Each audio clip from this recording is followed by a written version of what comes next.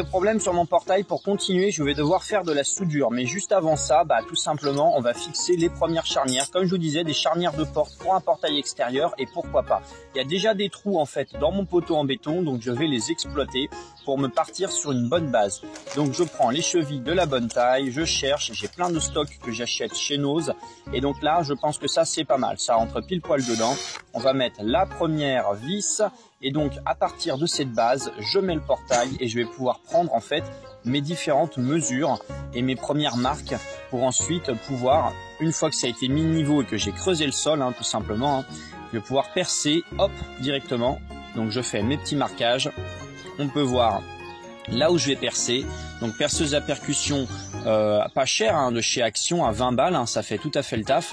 Le problème c'est que j'ai une charnière, on peut constater qu'il n'y a pas le trou dedans, donc je vais devoir la percer. Donc j'ai pris mes forêts à métal, mais c'était beaucoup plus dur que je ne le pensais, vraiment j'ai galéré comme un chien. J'ai essayé toutes les tailles de forêt, j'en ai pété plusieurs, enfin bref, un vrai merdier. Donc j'ai opté pour un coup de meuleuse, j'ai coupé la charnière, allez hop, ça dégage, et je vais mettre en fait tout simplement une nouvelle charnière que j'avais récupérée chez un abonné.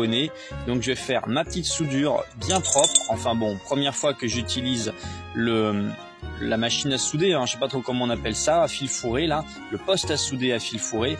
Mais le problème c'est que le résultat est vraiment dégueulasse. Je vous montrerai la vidéo où je fais la soudure, mais c'est pas facile, c'est ma première soudure, j'en suis quand même fier.